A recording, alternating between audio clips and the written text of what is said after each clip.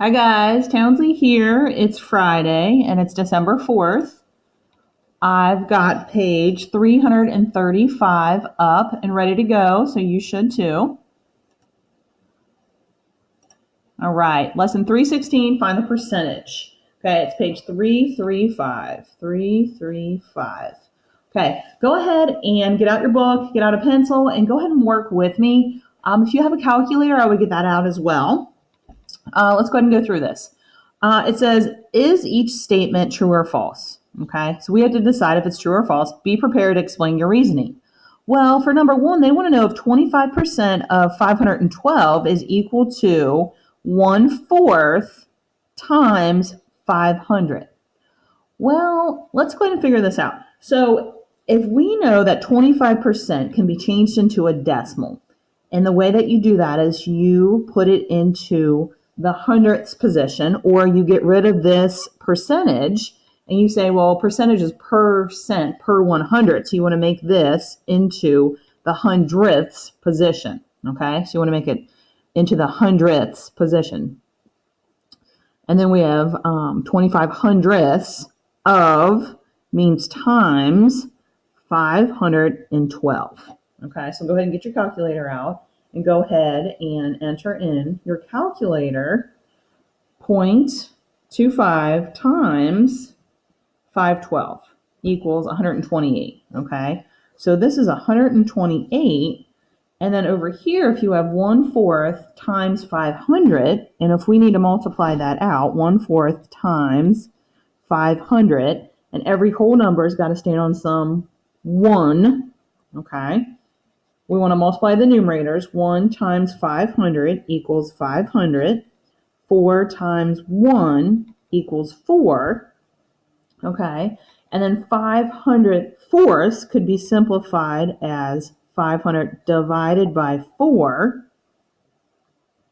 So 4 goes into 5 one time. 1 times 4 is 4. Subtract 5 minus 4 is 1. Bring down your next 0. 4 goes into 10 twice. 2 times 4 is 8. Subtract 10 minus 8, you get 2. Bring down that next 0. 4 goes into 20 5 times. All right, so the answer to this is no, it does not equal the same, because 25% is 1/4, and 1/4 times 512 is 128, whereas 1/4 times 500 is 125. It's going to be a little less. Okay, so no. Number one is no. Okay, take a look at number two. Number two says 90% of 133 is equal to 0.9 times 133. Well, let's see if that works out.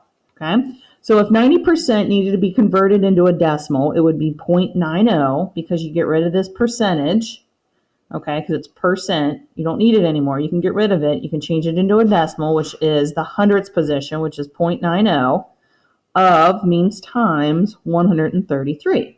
So go ahead and get out your calculator and go ahead and solve for this, which is 0.90 times 133, and that equals 119.7.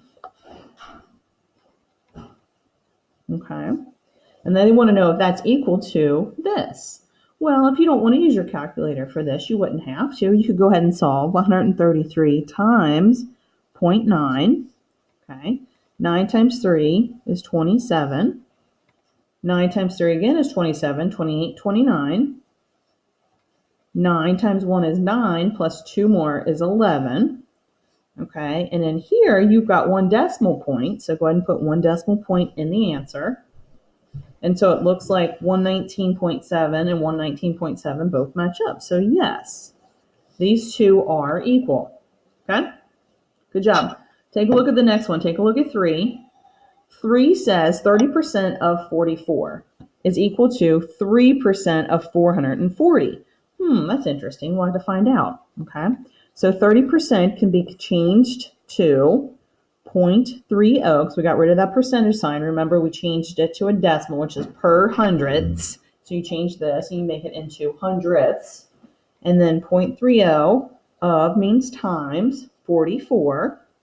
All right, so if you don't want to do it on paper, you can always use your calculator on this one. It's fine. 0.30 times 44, 13.2. Okay.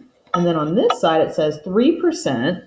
Well, if you have to change this to 3% into a decimal, it's 300ths, because percent always goes to hundredths, because it's percent.